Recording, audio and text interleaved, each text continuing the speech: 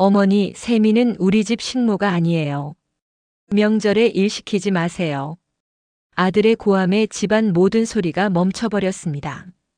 새벽부터 혼자 음식을 만든 어머니의 퉁퉁 부은 손목은 안중에도 없었죠. 하지만 진짜 절망은 다음날 찾아왔습니다. 텅 빈 냉장고. 아들 내외가 밤새 몰래 음식을 빼돌려 처가에 바친 겁니다. 우리가 만든 것처럼 하면 돼요.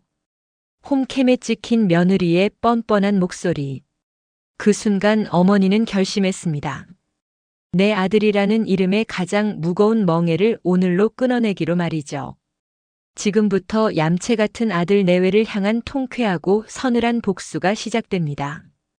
오늘도 사연 끝까지 함께 해주세요. 새벽 5시 이영숙은 어둠 속에서 눈을 떴다. 설날이었다. 창밖으로는 아직 해가 뜨기 전이라 칠흑같이 어두웠지만 그녀의 하루는 이미 시작되어야 했다. 62살의 몸은 예전 같지 않았다. 일어서려 하자 허리부터 뻐근했고 무릎도 시큰거렸다. 하지만 오늘은 명절이었다. 차례상을 준비해야 했다. 부엌에 불을 켜자 형광등 불빛이 깜빡이며 켜졌다. 영숙은 냉장고를 열어 어제부터 준비해둔 재료들을 꺼냈다. 갈비 3kg, 각종 나물, 전 부칠 재료들. 시장에서 장을 볼 때만 해도 허리가 끊어질 것 같았지만 아들 둘과 며느리들이 오는데 부족하면 안 된다는 생각에 이것저것 잔뜩 사왔다. 먼저 갈비찜부터 시작했다. 갈비를 찬물에 담가 핏물을 빼내고 하나하나 손질하는 동안 손끝이 시렸다. 찬물에 오래 담그고 있으니 손가락 마디마디가 얼얼했다. 관절염이 있는 손가락은 더욱 뻣뻣해졌다. 그래도 참았다. 갈비를 끓는 물에 데쳐내고 양념을 만들어 재워두었다. 간장, 설탕, 다진 마늘, 배즙, 생강. 하나하나 정성스럽게 섞어 만든 양념을 갈비에 조물조물 묻혔다. 시계를 보니 벌써 7시였다. 이제 전을 부쳐야 했다. 동그랑땡, 동태전, 호박전, 버섯전. 명절 차례상에 올릴 전만 해도 종류가 5가지였다.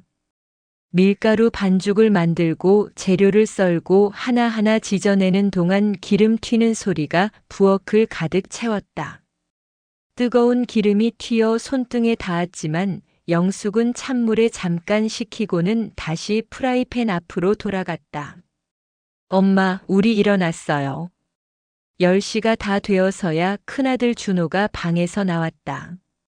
뒤이어 며느리 세미도 느릿느릿 나왔다. 세미는 파자마 차림에 머리도 대충 묶은 채였다. 영숙은 땀을 닦으며 돌아보았다. 어서 와라, 세수하고 밥 먹어라. 곧 차례 지낼 시간이다. 네, 어머님. 세미는 건성으로 대답하고는 거실 소파에 털썩 앉아 휴대폰을 꺼냈다. 준호도 TV 리모컨을 집어들었다.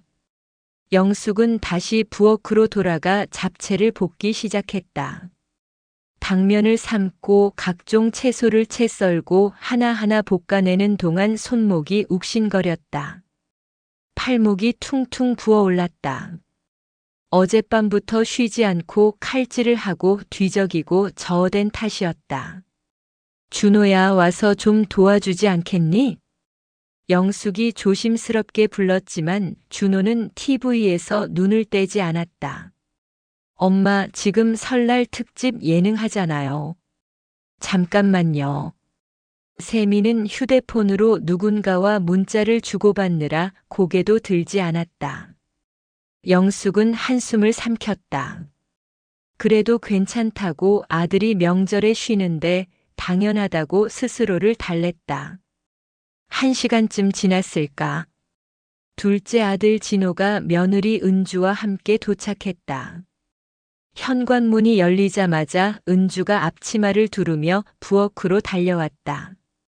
어머님, 제가 이제라도 왔으니 도와드릴게요. 아이고, 손목이 왜 이렇게 부으셨어요? 은주가 영숙의 손목을 잡으며 걱정스럽게 물었다. 영숙은 괜찮다며 손을 흔들었지만 은주는 이미 칼을 들고 남은 재료를 썰기 시작했다. 진호도 부엌으로 들어와 무거운 냄비를 옮기고 설거지를 거들었다. 형님, 형수님 같이 도우시죠. 진호가 거실을 향해 소리쳤지만 준호는 손만 흔들었다. 너희가 하면 되지 뭐. 우리는 나중에 상 차리는 거 도울게. 세미는 대꾸조차 하지 않았다. 영숙은 그 모습을 보며 가슴 한편이 답답해졌다. 똑같은 며느리인데 왜 이렇게 다를까? 하지만 내색할 수 없었다. 명절인데 가족이 모인 날인데 좋게 좋게 지내야 했다. 어머님, 이제 거의 다 됐어요. 제가 상 차릴게요. 은주가 차례상을 차리기 시작했다. 영숙은 옆에서 이것저것 알려주며 함께 준비했다. 그 사이 준호와 세미는 여전히 거실에서 TV를 보고 있었다. 준호야, 이제 차례 지낼 시간이다. 와서 상 좀 보거라. 영숙이 불렀다. 준호가 마지못해 일어나 식탁으로 왔다. 세미도 뒤따라왔다. 어머니, 음식 진짜 많네요. 이거 다 언제 만드셨어요? 세미가 물었다. 영숙은 쓸쓸하게 웃었다. 새벽부터 만들었지. 너희 오는데 부족하면 안 되잖니. 힘드셨겠어요. 근데 다음부턴 좀 간단하게 하세요. 이렇게까지 안 해도 되는데. 세미의 말에 영숙은 아무 대꾸도 하지 못했다. 간단하게라는 말이 가슴에 걸렸다. 명절 음식은 간단하게 할 수 있는 게 아니었다. 하나하나가 정성이고 마음이었다. 차례상이 차려지고 온 가족이 모여 절을 올렸다. 영숙은 돌아가신 남편을 생각하며 눈시울이 붉어졌다. 남편이 살아있었다면 이런 일은 없었을 텐데. 아들들을 더 잘 가르쳤을 텐데. 그때 상에 국이 흐른 걸 발견한 영숙이 세미에게 말했다. 세미야, 부엌에서 행주 하나만 가지고 올래? 곧바로 아들 입에서 충격적인 말이 나왔다. 어머니, 세미는 우리 집 식모가 아니에요.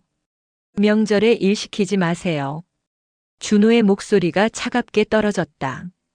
순간 집안의 모든 소리가 멈췄다. 은주는 놀라서 동태전을 집다 말고 준호를 쳐다보았다. 진호도 형을 노려보았다. 세미는 고개를 숙인 채 아무 말도 하지 않았다. 영숙은 가슴이 철렁 내려앉는 느낌이었다. 새벽부터 지금까지 혼자 부엌을 지킨 자기 손은 보이지 않는 건가? 퉁퉁 부은 손목, 화상 입은 손등, 땀으로 젖은 옷, 그 모든 게 아들 눈에는 안 보이는 건가? 준호야, 그게 무슨 말이니? 어머니가 얼마나? 진호가 나섰지만 준호는 손을 휘저었다. 동생아, 내가 뭘 알아? 엄마는 원래 요리 잘하시잖아. 며느리들 부려먹으려고 하시면 안 되지. 영숙은 말문이 막혔다.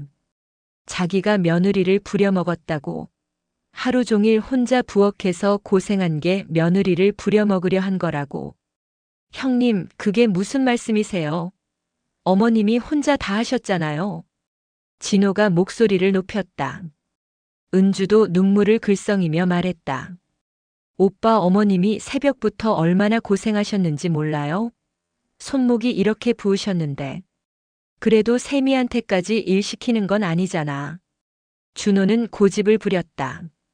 영숙은 그 모습을 보며 가슴이 무너져 내렸다. 이게 자기가 키운 아들인가? 어머니의 고생은 눈에 안 들어오고 아내만 감싸는 아들이 자기 자식인가? 됐다, 진호야. 그냥 밥이나 먹자. 차례가 끝나고 상을 물리자 가족들이 둘러앉아 식사를 했다. 영숙이 정성껏 만든 음식들이 상 위에 가득했다. 갈비찜, 각종전, 잡채, 나물. 먹음직스럽게 차려진 상을 보며 다들 감탄했다. 어머님, 정말 맛있어요. 손맛이 대단하세요. 은주가 갈비찜을 한 점 집어 먹으며 엄지를 치켜 세웠다. 진호도 고개를 끄덕이며 연신 숟가락을 놀렸다. 준호와 세미도 말없이 음식을 먹었다. 영숙은 그 모습을 보며 흐뭇했다. 아침부터 고생한 보람이 있었다. 식사가 끝나갈 무렵 세미가 갑자기 휴대폰을 보며 입을 열었다. 어머님, 근데 음식이 정말 많이 남았네요. 아, 그래? 많이 만들었나 보구나. 너희들 가져가려무나. 영숙은 며느리들에게 음식을 싸주는 게 당연하다고 생각했다. 하지만 세미의 다음 말에 영숙의 얼굴이 굳어졌다. 그럼 제가 좀 많이 싸가도 될까요? 사실 내일 저희 친정에 가야 하거든요. 제가 이 음식들 좀 가져가서 우리 엄마한테 드리면 어머님 솜씨가 워낙 좋으시니까 친정 식구들도 좋아할 것 같아서요. 순간 부엌이 조용해졌다. 은주가 놀란 눈으로 세미를 쳐다보았고 진호는 형수의 뻔뻔함에 어이가 없다는 표정을 지었다. 영숙은 무슨 말을 들은 건지 잘 이해가 되지 않았다. 뭐라고? 처가에 가져간다고? 네, 내일 설 연휴 마지막 날이잖아요. 친정에 인사 가야 하는데 빈손으로 갈 수는 없고 어머님이 만드신 음식 가져가면 딱 좋을 것 같아서요. 어차피 어머님은 혼자 사시니까 이렇게 많으면 다 못 드시잖아요. 세미는 마치 아주 당연한 이야기를 하듯 말했다. 영숙은 귀를 의심했다. 자기가 새벽부터 일어나 손목이 퉁퉁 붓도록 만든 음식을 차례상에 올릴 정성스러운 음식을 며느리가 친정에 가져가 마치 자기가 만든 것처럼 바치겠다는 것이었다. 세미야, 그건 좀. 영숙이 말을 꺼내려는데 준호가 끼어들었다. 엄마 괜찮잖아요. 어차피 엄마 혼자 계시는데 이렇게 많으면 상할 수도 있고. 세미네 친정에서 맛있게 드시면 되지 뭐. 우리 엄마 솜씨 자랑도 되고. 준호는 아내의 편을 들었다. 영숙은 큰아들을 바라보았다. 37살 먹은 아들이 어머니의 고생은 생각하지 않고 아내의 뻔뻔한 요구에 동조하고 있었다. 가슴 한가운데가 철렁 내려앉는 느낌이었다. 형님, 그게 무슨 말씀이세요? 어머님이 얼마나 고생하셨는데. 진호가 참지 못하고 나섰지만 준호는 손사래를 쳤다. 아니, 동생아. 내가 뭘 알아? 엄마는 원래 요리 잘하시잖아. 이 정도야 뭐 어렵지도 않으시고. 나도 어릴 때부터 봐왔으니까 안다니까. 엄마, 그렇죠? 영숙은 대답할 수가 없었다. 목구멍에 뭔가 걸린 것처럼 답답했다. 아들이 이렇게까지 둔감할 수 있다는 게 믿기지 않았다. 손목은 아직도 욱신거렸고 허리는 끊어질 듯 아팠다. 새벽부터 지금까지 단 1시간도 쉬지 않고 부엌에 서 있었건만 아들은 어렵지도 않다고 말하고 있었다. 어머님, 그럼 제가 싸갈게요. 정말 감사합니다. 세미는 영숙의 대답도 듣기 전에 벌써 일어나 부엌 쪽으로 향했다. 그녀는 냉장고를 열어 대형 밀폐용기와 비닐봉지를 꺼내기 시작했다. 마치 자기 집인 양 스스럼 없이 움직였다. 세미야, 너무 많이 가져가지 마라. 진호네도 싸줘야 하고. 영숙이 가까스로 말했지만 세미는 이미 갈비찜의 절반을 용기에 담고 있었다. 괜찮아요, 어머님. 적당히 가져갈게요. 하지만 세미의 손은 멈추지 않았다. 전도 대부분 챙겨 담았고 잡채도 큰 통에 가득 퍼담았다. 영숙은 그 모습을 보며 가슴이 무너져 내렸다. 은주가 안타까운 표정으로 영숙의 손을 잡았다. 어머님 괜찮으세요? 영숙은 고개를 끄덕였지만 눈시울이 붉어지는 걸 막을 수 없었다. 이게 정말 내 아들이고 내 며느리인가? 이렇게까지 못 인정할 수 있는 건가? 명절날 어머니의 고생은 아무것도 아닌 걸까? 세미는 결국 큰 쇼핑백 2개에 음식을 가득 담았다. 차례상에 올렸던 음식의 절반 이상이었다. 준호는 그 무거운 봉지를 들고 차에 실으러 나갔다. 영숙은 그저 멍하니 그 모습을 지켜볼 뿐이었다. 엄마, 우리 이제 갈게요. 내일 일찍 출발해야 해서요. 준호가 인사를 하고 세미도 가볍게 고개를 숙였다. 그들이 현관을 나서는 순간 영숙은 뼛속 깊이 차가운 배신감을 느꼈다. 이것이 바로 자식을 키운 대가인가. 밤 11시 집안은 고요했다. 진호와 은주는 저녁 8시쯤 돌아갔고 준호와 세미는 안방에서 잠든 듯 했다. 복도 끝 안방에서는 아무 소리도 들리지 않았다. 영숙은 작은 방 침대에 누워 있었지만 잠은 오지 않았다. 천장을 바라보며 오늘 하루를 되짚어 보았다. 새벽 5시에 일어나 부엌에 섰던 순간부터 갈비를 손질하고 전을 부치고 잡채를 볶던 그 모든 시간들.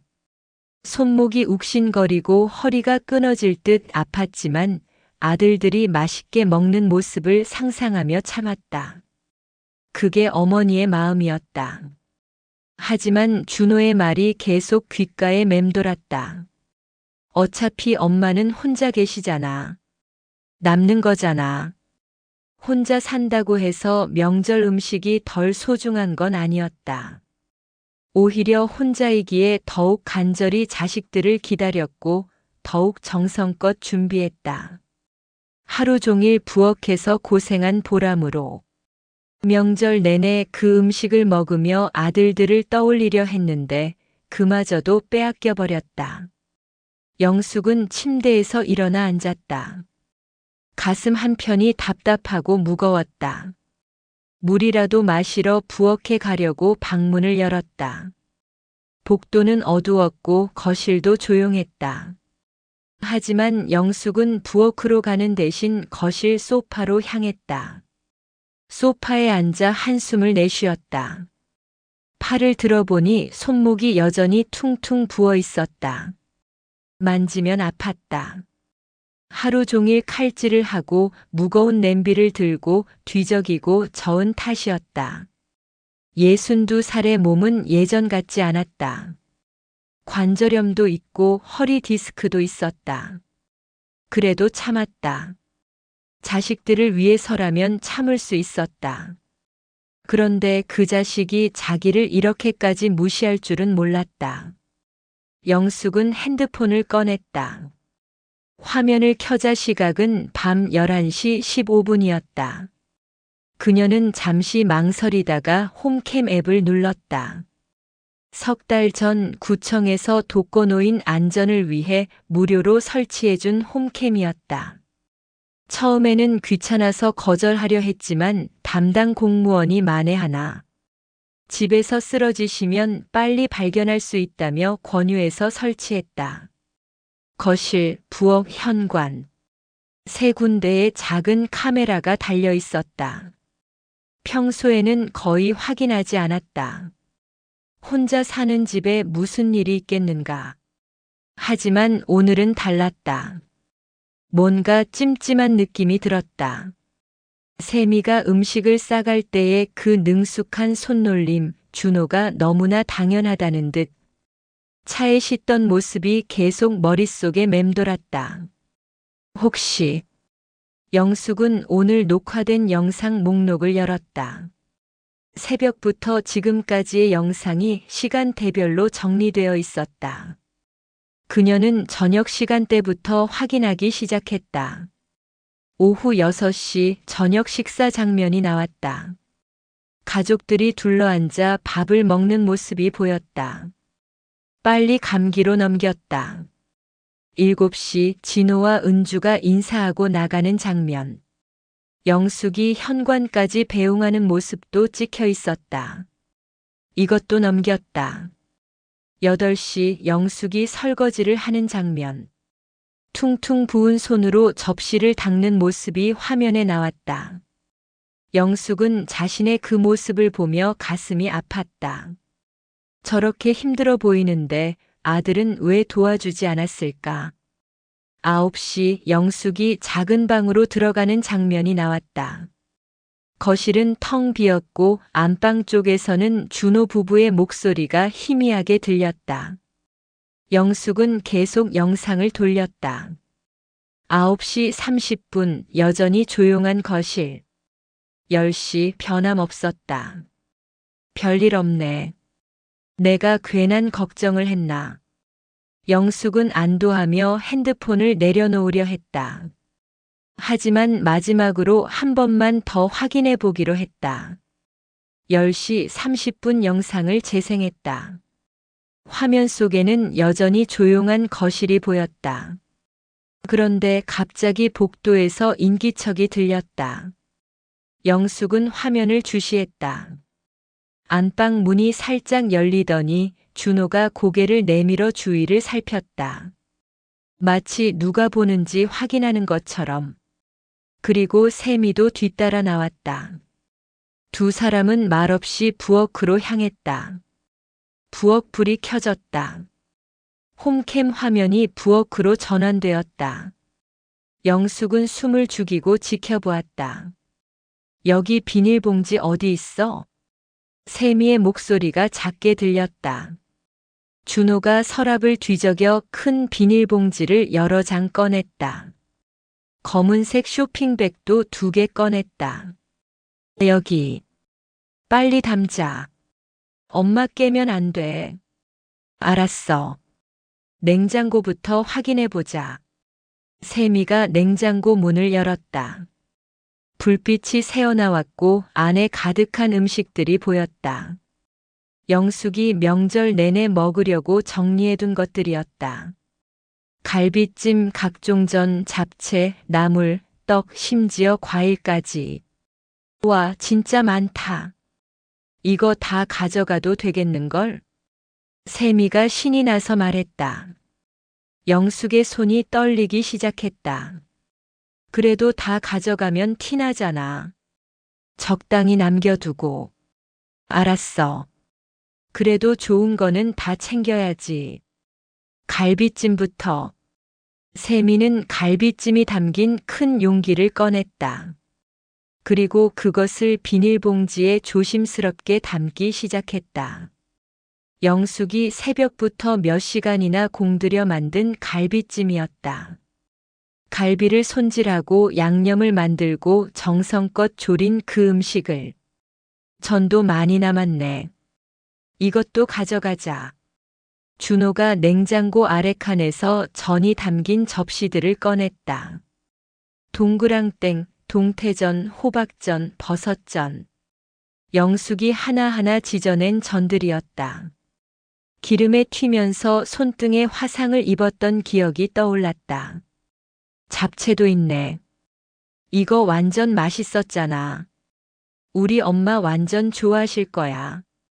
세미가 잡채가 담긴 큰 통을 꺼냈다. 영숙은 화면을 보며 눈물이 핑 돌았다. 당면을 삶고 각종 채소를 채 썰고 하나하나 볶아낸 그 잡채를. 손목이 퉁택 붓도록 만든 그 음식을. 나물도 챙기고 떡도 좀 가져가자. 준호가 나물 반찬들을 비닐봉지에 담기 시작했다. 시금치나물, 도라지나물, 고사리나물. 영숙이 정성껏 무쳐낸 것들이었다. 이 정도면 되겠지? 우리 엄마한테 우리가 정성껏 준비했다고 말하면 완전 감동하시겠어. 세미의 말에 영숙은 온몸에 소름이 돋았다. 자기가 만든 것처럼 속이겠다고. 영숙의 피땀 어린 정성을 가로채서 마치 자기 공처럼 하겠다고. 당연하지. 시어머니가 만든 건데 우리가 만든 것처럼 하면 되잖아. 우리 엄마는 전혀 모르실 거야. 당신 엄마도 완전 좋아하시고 우리는 효자 효부 되고 일석이조지 뭐. 준호가 피식 웃었다. 그 웃음소리가 영숙의 가슴을 후벼 팠다. 자기 아들이 맞는가? 자기 뱃속에서 낳아 기른 아들이 이렇게까지 뻔뻔할 수 있는가? 어머니의 정성을 훔쳐 자기 공으로 삼겠다고 웃을 수 있는가? 근데 괜찮겠어? 당신 엄마가 알면 완전 화내실 텐데. 세미가 잠시 걱정스러운 표정을 지었다. 알긴 뭘 알아. 우리가 낮에 싸간 거 있잖아. 당신 엄마는 그것만 생각하실 거야. 설마 이렇게 밤에 더 가져갈 줄은 꿈에도 모르시겠지. 게다가 엄마는 혼자 사시잖아. 이렇게 많으면 어차피 다 못 드시고 버리게 될걸? 우리가 가져가는 게 오히려 음식도 안 버리고 좋은 거지. 준호는 그럴싸하게 변명했다. 마치 자기들이 좋은 일을 하는 것처럼. 영숙은 핸드폰을 쥔 손에 힘이 들어갔다. 손톱이 손바닥에 파고들었지만 아픈 줄도 몰랐다. 화면 속에서 두 사람은 계속 음식을 담아냈다. 큰 쇼핑백 2개가 점점 무겁게 굴러갔다. 영숙이 명절 내내 조금씩 먹으려고 남겨둔 음식들이 하나둘 사라지고 있었다. 과일도 좀 가져갈까? 당연하지. 이 배 완전 비싼 거잖아. 우리 엄마 배 완전 좋아하시는데. 세미가 냉장고에서 배를 꺼냈다. 영숙이 시장에서 한참을 고르고 골라 산 배였다. 손자들 주려고 가장 좋은 것으로 샀는데 그것마저 가져가는 것이었다. 자, 이제 슬슬 나가자. 차 트렁크에 넣어두면 돼. 내일 새벽에 우리 먼저 나가는 척하면서 가져가면 되지. 응. 완벽해. 우리 엄마 완전 좋아하시겠다. 우리 딸 사위가 이렇게 정성을 다했네 하시면서. 세미가 만족스럽게 웃었다. 두 사람은 무거운 봉지를 하나씩 들고 조용히 현관으로 나갔다. 현관 홈캠이 그 모습을 고스란히 담았다. 준호가 조심스럽게 현관문을 열고 세미가 뒤따라 나갔다. 두 사람은 차까지 가서 트렁크에 봉지를 넣고 다시 집으로 돌아왔다. 휴, 성공했다. 준호가 안방으로 들어가며 중얼거렸다. 그리고 불이 꺼졌다. 화면에는 다시 조용한 복도만 남았다. 영숙은 영상을 멈췄다. 부엌 홈캠 화면으로 돌아가 보니 냉장고는 텅텅 비어 있었다. 몇 가지 반찬만 덩그러니 남아있을 뿐이었다. 영숙이 아끼고 아껴 남겨둔 음식들이 하나도 없었다.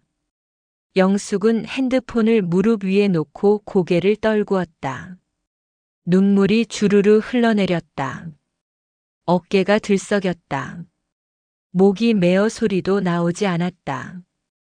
그저 조용히 하염없이 눈물만 흘렸다. 억울했다. 서러웠다. 분했다. 배신감이 가슴을 짓눌렀다. 62년을 살면서 이렇게 참담한 적이 없었다. 남편과 사별하고 혼자 두 아들을 키울 때도, 돈이 없어 끼니를 거를 때도, 아파서 쓰러졌을 때도 이렇게까지 절망스럽지는 않았다. 그때는 희망이 있었다. 아들들이 잘 자라주면 된다는 희망, 언젠가는 좋은 날이 올 거라는 희망. 하지만 지금은 달랐다. 그토록 애지중지 키운 아들이 온 정성을 다해 사랑한 아들이 자기를 이렇게까지 무시하고 배신할 줄은 꿈에도 몰랐다. 내가 뭘 잘못했을까? 영숙은 되뇌었다. 아들을 잘못 키운 걸까? 너무 곱게 키운 걸까? 며느리를 너무 잘해준 걸까? 아니면 혼자 사는 늙은이라고 무시해도 된다고 생각한 걸까? 한참을 울고 난 뒤 영숙은 눈물을 닦았다. 부엌으로 가서 물을 한 컵 마셨다. 그리고 냉장고를 열어보았다. 정말로 텅 비어 있었다. 몇 가지 시든 반찬과 김치만 남아있을 뿐이었다. 영숙이 명절 내내 먹으려던 음식은 하나도 없었다. 영숙은 냉장고 문을 닫고 다시 거실로 돌아왔다. 소파에 앉아 핸드폰을 다시 들었다. 화면 속 영상을 처음부터 끝까지 다시 한번 확인했다. 증거는 확실했다. 준호와 세미가 음식을 훔쳐가는 장면, 자기들이 만든 것처럼 속이겠다는 대화, 모든 것이 선명하게 찍혀 있었다. 이제 결정해야 했다. 이대로 참고 넘어갈 것인가 아니면 진실을 밝힐 것인가. 영숙은 오래 고민하지 않았다. 이건 단순히 음식 몇 그릇의 문제가 아니었다. 어머니의 정성을 짓밟고 효도를 가짜로 꾸미려 한 파렴치한 행동이었다. 게다가 그것을 훔쳐서 처가에서 자랑하려 했다. 자기 아들이 그런 짓을 했다는 게 믿기지 않았지만 증거는 명확했다. 이걸 넘어가면 앞으로도 계속 이런 일이 반복될 것이었다. 어머니를 우습게 보고 혼자 산다는 이유로 함부로 대할 것이었다. 더 이상 당할 수 없었다. 내일 아침 모두가 모인 자리에서 보여줘야겠다. 영숙은 결심했다. 가슴은 아팠다. 자식을 고발하는 어머니의 마음이 어떻겠는가. 하지만 이제 더 이상 당하고만 있을 수 없었다. 노인이라고 함부로 해도 되는 게 아니었다. 어머니라고 해서 무조건 참아야 하는 것도 아니었다. 영숙은 핸드폰에서 영상을 저장했다. 혹시 모를 상황에 대비해 백업도 했다. 그리고 내일 TV로 틀어줄 방법도 미리 확인해 두었다. 시계를 보니 밤 12시가 넘어가고 있었다. 영숙은 작은 방으로 돌아가 침대에 누웠다. 하지만 잠은 오지 않았다. 내일 아침 벌어질 일들이 머릿속에 그려졌다. 준호의 얼굴, 세미의 반응, 그리고 폭로 후의 결말. 가슴이 두근거렸다. 떨렸다. 하지만 후회는 없었다. 잘못한 건 저 애들이야. 나는 당한 사람이고. 영숙은 스스로를 다독였다. 그리고 다짐했다. 내일 아침 진실을 밝히겠다고. 더 이상 착하고 순한 어머니로만 살지 않겠다고. 그날 밤 영숙은 거의 잠들지 못했다. 하지만 그녀의 눈빛은 점점 단호해져 갔다. 새벽이 밝아오고 동이 트기 시작했다. 긴 밤이 지나고 드디어 진실을 밝힐 아침이 찾아왔다. 다음 날 아침 영숙은 일찍 일어나 간단한 아침상을 차렸다. 미역국과 김치, 간단한 반찬 몇 가지. 어젯밤 냉장고에 남아있던 음식으로는 턱없이 부족했지만 그나마 정성껏 준비했다. 8시쯤 준호와 세미가 방에서 나왔다. 두 사람은 여행 가방을 들고 있었다. 엄마, 우리 이제 나가봐야 해요. 세미 친정에 가려면 일찍 출발해야 해서요. 그래, 아침은 먹고 가거라. 아니에요, 괜찮아요. 우리 차에서 김밥 사 먹을게요. 시간이 없어서. 세미가 서둘러 말했다. 영숙은 그 모습을 조용히 지켜보았다. 두 사람은 현관으로 향했다. 잠깐. 영숙의 목소리에 준호가 멈춰섰다. 왜요, 엄마? 아침은 꼭 먹고 가야지. 그리고 할 이야기가 있다. 엄마, 진짜 시간이 없어요. 나중에 전화할게요. 준호가 재촉했지만 영숙은 단호하게 고개를 저었다. 앉아라. 지금 당장. 영숙의 목소리에 힘이 실렸다. 평소와 다른 분위기를 느낀 준호는 어쩔 수 없이 거실 소파에 앉았다. 세미도 불안한 표정으로 옆에 앉았다. 영숙은 핸드폰을 꺼내 들었다. 그리고 거실 TV를 켰다. 핸드폰과 TV를 연결하더니 화면에 무언가를 띄우기 시작했다. 엄마, 뭐 하시는 거예요? 준호가 물었지만 영숙은 대답하지 않았다. 곧 TV 화면에 어젯밤 부엌 영상이 재생되기 시작했다. 화면 속에는 깜깜한 부엌에 불이 켜지고 준호와 세미가 들어오는 장면이 나왔다. 소파에 앉은 준호의 얼굴이 창백해졌다. 세미는 눈이 커졌다. 여기 비닐봉지 어디 있어? 화면 속 세미의 목소리가 거실에 울려 퍼졌다. 여기. 빨리 담자. 엄마 깨면 안 돼. 준호의 목소리도 또렷하게 들렸다. 두 사람이 냉장고를 열어 음식을 빼내는 장면, 비닐봉지에 담는 장면, 모든 것이 낱낱이 찍혀 있었다. 이 정도면 되겠지? 우리 엄마 완전 좋아하실 거야. 당연하지. 시어머니가 만든 건데 우리가 만든 것처럼 하면 되잖아. 세미의 말이 나오자 영숙은 영상을 멈췄다. 거실은 정적에 휩싸였다. 준호는 고개를 들지 못했고 세미는 입술을 깨물고 있었다. 이게 뭐냐?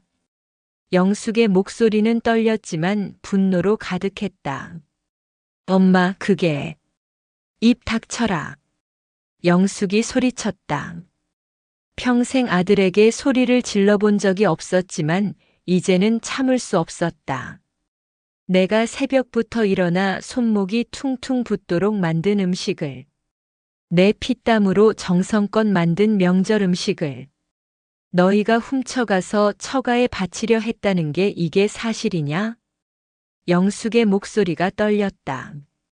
그녀는 핸드폰을 든 손을 부들부들 떨며 아들을 노려보았다. 어머님, 그게 아니라. 세미가 변명하려 했지만 영숙은 손을 들어 막았다. 닥치라고 했다. 증거가 여기 다 있는데 무슨 변명을 하려고. 너희가 한 짓이 뭔지 아느냐? 이건 단순히 음식 몇 그릇 가져간 게 아니야. 어머니의 정성을 짓밟고 거짓으로 효도하려 한 거야. 영숙의 목소리는 점점 커졌다. 62년을 살면서 이렇게 화가 난 적이 없었다. 낮에도 모자라서 밤에 몰래 또 가져갔어. 내가 명절 내내 먹으려고 남겨둔 음식을 싹 쓸어갔잖아. 그리고 뭐? 너희가 만든 것처럼 속이겠다고. 시어머니 것을 훔쳐서 친정에 자랑하겠다고. 세미의 얼굴이 붉어졌다. 하지만 그녀는 여전히 뻔뻔하게 맞섰다. 어머님, 너무 심하신 거 아니에요? 저희가 좀 가져간 게 뭐가 그렇게 큰 잘못이에요? 어차피 어머님 혼자 드실 건데. 뭐라고? 영숙은 믿을 수 없다는 표정으로 며느리를 쳐다보았다. 들킨 상황에서도 저렇게 뻔뻔할 수 있다니.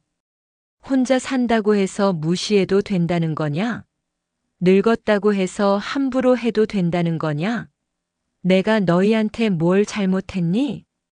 새벽부터 부엌에 서서 손이 퉁퉁 붓도록 음식을 만들었는데 그게 너희 눈에는 그렇게 하찮아 보였니?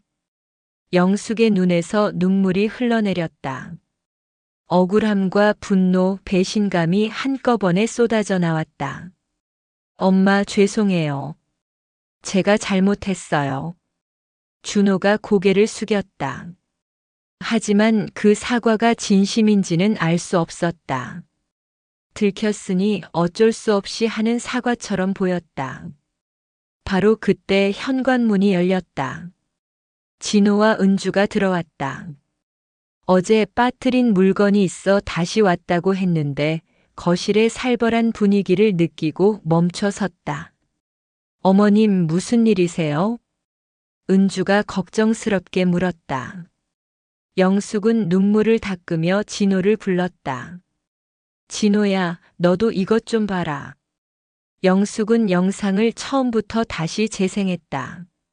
진호와 은주가 TV 화면을 보는 동안 그들의 표정이 점점 굳어갔다. 영상이 끝나자 진호가 형을 향해 돌아섰다. 형님, 이게 대체 어떻게 된 겁니까? 어떻게 이럴 수가 있어요? 진호의 목소리에는 분노가 섞여 있었다. 형님은 어머님이 얼마나 고생하셨는지 모르세요? 새벽부터 일어나셔서 하루 종일 부엌에만 계셨잖아요. 손목이 퉁퉁 부어서 제대로 움직이지도 못하시는 거 못 봤어요? 동생아, 내가 오해한 거야. 오해요? 증거가 여기다 있는데 무슨 오해예요? 이건 도둑질이나 다름없어요. 진호가 소리쳤다. 은주도 눈물을 글썽이며 영숙의 손을 잡았다. 어머님, 얼마나 속상하셨어요. 영숙은 그제야 진호의 손을 꼭 잡았다. 적어도 이 아들은 자기 마음을 이해해주고 있었다. 형수님, 저도 할 말이 있어요. 은주가 세미를 향해 돌아섰다. 어제 형수님이 음식 싸가시는 거 보면서도 참았어요. 명절인데 좋게 좋게 넘어가야 한다고 생각했으니까요. 하지만 이건 아니잖아요. 몰래 더 가져가는 것도 모자라서 자기가 만든 것처럼 속이겠다고요? 그게 사람이 할 짓입니까? 세미는 입술을 깨물었지만 대꾸하지 못했다. 증거가 너무나 명확했기 때문이다. 엄마, 정말 죄송합니다. 제가 잘못 생각했어요. 준호가 다시 고개를 숙였다. 하지만 영숙의 마음은 이미 돌아선 뒤였다. 너희 차 트렁크에 있는 것들 다 꺼내놔라. 엄마, 당장. 영숙의 단호한 목소리에 준호는 어쩔 수 없이 차 열쇠를 들고 나갔다. 잠시 후 그는 어젯밤 몰래 담아간 쇼핑백 2개를 들고 돌아왔다. 무거운 봉지가 바닥에 놓이자 영숙은 그것을 열어보았다. 갈비찜, 전, 잡채, 나물. 냉장고에 있던 음식들이 거의 다 들어있었다. 영숙이 명절 내내 조금씩 먹으려고 아껴둔 것들이었다. 이게 너희가 한 짓이다. 영숙은 봉지를 내려다보며 쓸쓸하게 웃었다. 그 웃음 속에는 허탈함과 배신감이 가득했다. 거실은 무거운 침묵에 휩싸였다. 아무도 말을 꺼내지 못했다. 영숙은 소파에 털썩 앉아 고개를 떨구었다. 한참을 그렇게 있다가 그녀는 천천히 고개를 들어 준호를 바라보았다. 준호야. 내 엄마. 너는 엄마가 뭐라고 생각하니? 준호는 대답하지 못했다. 영숙은 쓸쓸하게 미소 지으며 말을 이었다. 엄마는 그냥 음식 만드는 기계니? 늙어서 쓸모없으니까 이용만 하면 되는 사람이니? 혼자 산다고 해서 아무렇게나 대해도 되는 거니? 아니에요, 엄마. 그게 아니에요. 그럼 뭐니?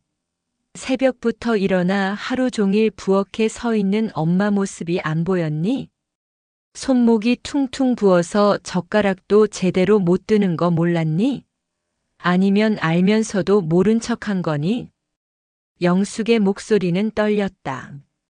그녀는 눈물을 참으며 계속 말했다. 나는 명절이면 너희가 오는 게 그렇게 좋았다. 비록 혼자 살지만 명절만큼은 가족이 모여서 밥 먹고 이야기하는 게 행복했어.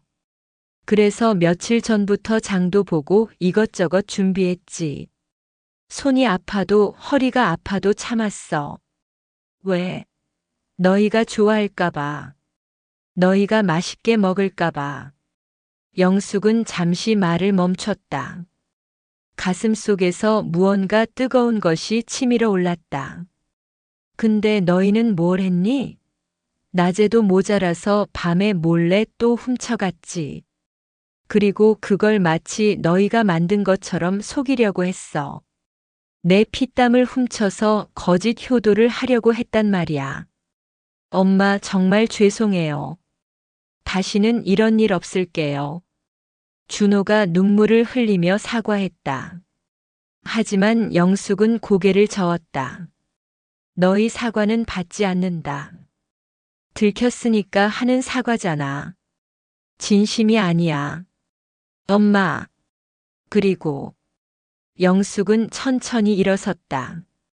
그녀는 진호에게 다가가 그의 손을 잡았다. 이제부터 내 아들은 하나뿐이다. 순간 거실이 얼어붙었다. 준호가 믿을 수 없다는 표정으로 어머니를 바라보았다. 엄마, 그게 무슨 말씀이세요? 내 말 그대로야. 너는 이제 내 아들이 아니다. 어머니를 이렇게까지 무시하고 배신한 자식은 내 자식이 아니야. 엄마, 제발 그러지 마세요. 제가 잘못했어요. 제가 정말 잘못했다니까요. 준호가 울먹이며 영숙의 옷자락을 잡았다. 하지만 영숙은 단호하게 그의 손을 뿌리쳤다. 놓아라. 이제 와서 우는 게 소용없어. 내가 어젯밤에 그렇게 음식을 담아갈 때는 왜 엄마 생각을 안 했니? 세미가 우리가 만든 것처럼 하자고 말할 때는 왜 말리지 않았니? 영숙의 목소리는 차가웠다. 준호는 바닥에 주저앉아 흐느꼈지만 영숙은 돌아보지 않았다. 형님, 어머님께 진심으로 사과드리세요. 그래야 용서받을 수 있어요. 진호가 형에게 말했지만 준호는 그저 울기만 했다. 세미는 옆에서 어쩔 줄 몰라 하며 서 있었다. 진호야. 영숙이 둘째 아들을 불렀다. 네, 어머님. 너와 은주는 정말 고맙다. 어제 하루 종일 일손을 거들어주고 내 마음을 헤아려줘서 앞으로도 너희 둘만 내 자식으로 생각하고 살 거다. 어머님. 은주가 눈물을 흘렸다.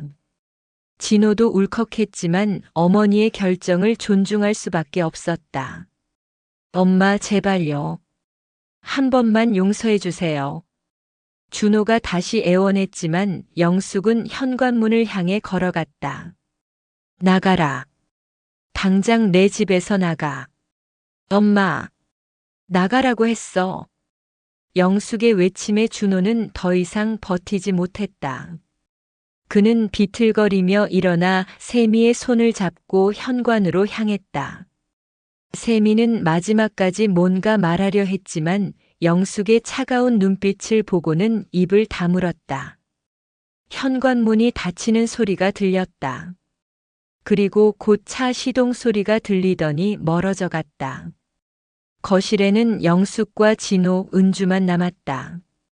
영숙은 창밖을 바라보았다.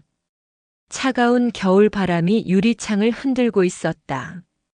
밖은 여전히 추웠고 하늘은 잿빛이었다. 하지만 영숙의 마음은 오히려 후련했다. 어머님 괜찮으세요? 은주가 조심스럽게 물었다. 영숙은 고개를 끄덕였다. 괜찮다. 이제야 정신이 드는 것 같구나. 그녀는 진호와 은주를 바라보았다. 두 사람은 걱정스러운 표정으로 영숙을 지켜보고 있었다. 진호야, 은주야.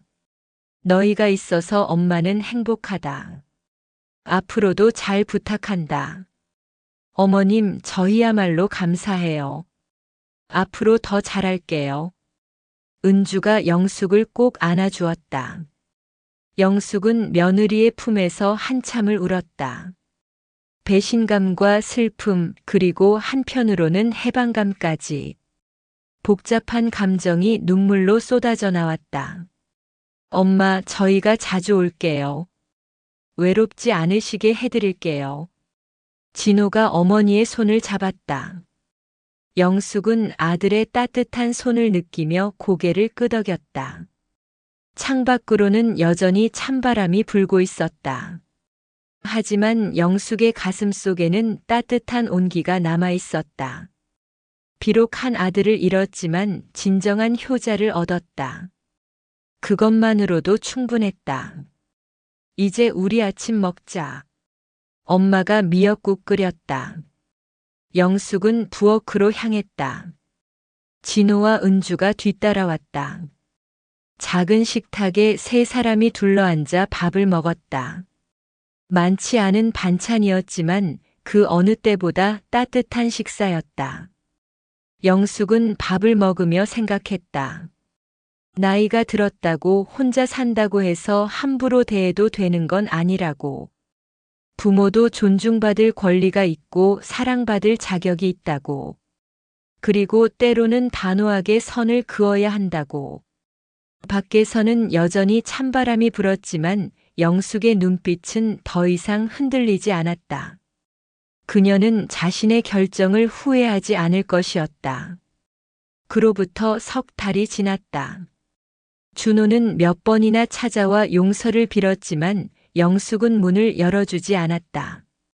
진심 어린 반성이 보이기 전까지는 받아들일 수 없었다. 반면 진호와 은주는 일주일에 한 번씩 어머니를 찾아왔다. 함께 밥을 먹고 이야기를 나누고 영숙의 병원 진료도 함께 다녔다. 영숙은 외롭지 않았다. 한 명의 진실한 자식이 10명의 거짓된 자식보다 나았다. 어느 날 저녁 영숙은 진호 부부와 함께 저녁을 먹다가 문득 말했다. 너희 덕분에 엄마가 산다. 고맙다. 어머님, 저희가 더 감사하죠. 어머님 같은 분을 모시게 되어서요. 은주가 웃으며 대답했다. 영숙도 따뜻하게 미소 지었다. 창밖으로는 봄바람이 불고 있었다. 긴 겨울이 지나고 새로운 계절이 왔다. 영숙의 인생에도 새로운 봄이 찾아온 것 같았다. 오늘의 사연 잘 들으셨나요? 끝까지 시청하신 분이 계시다면 댓글로 마음을 남겨주세요. 구독과 좋아요는 저에게 큰 힘이 됩니다. 당신의 인생에 밝은 빛이 오길 바랍니다. 지금까지 사연낭 옆이었습니다.